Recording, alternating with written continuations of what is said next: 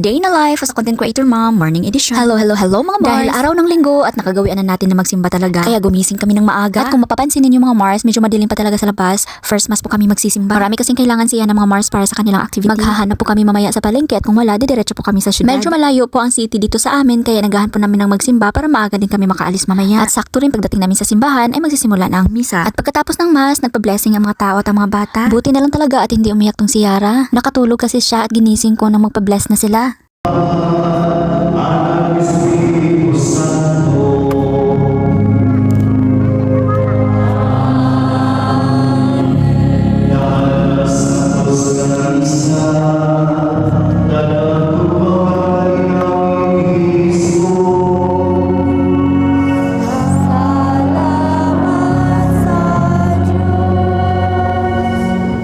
Pagkatapos ng misa, dumiretso kami kaagad sa palengke para magtanong-tanong sa mga tindera kung meron silang mga materialis na kailangan ni Yana.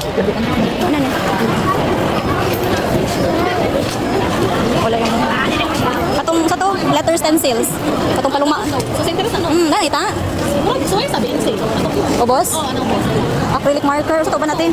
Wala kami nakita dun sa loob mga Mars, kaya lumabas na lang kami at bumili ng prutas dahil nagpapabili sila ng pineapple at mansanas. Pagkatapos ng mahigit isang oras na biyahe, nakarating na rin kami sa Island City Mall, Tagbilaran City, Bohol. Napakalakas talaga ng ulan at buti na lang tumila nung nakapark na kami. At pagpasok namin ng ICM, didiretso kami sa National Bookstore. Sa dami ng kailangan ni Yana, dalawa lang talaga ang nandito. Kaya kailangan talaga namin pumunta dun sa downtown para maghanap pa ng iba. Bago kami lumabas mga Mars at dahil magla-lunch na rin, nag-order na lang kami dito sa take out na lang namin at kinain namin sa sasakyan. Matatagalan pa kasi kami kung doon pa kami kakain sa loob.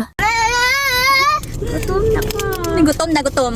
Nabili namin ang mga kailangan niya na pero itong pa ako wala surrender na sa pagod. Mahirap pa pumuntang city, may dala-dala mga bata. Hindi naman, magastos lang, charot. Naning lang talaga tayo mga nanay kapag dala-dala ang mga bata. Kaya napakaswerte talaga ng mga tatay no kapag maalis ng bahay, walang dadalang bata.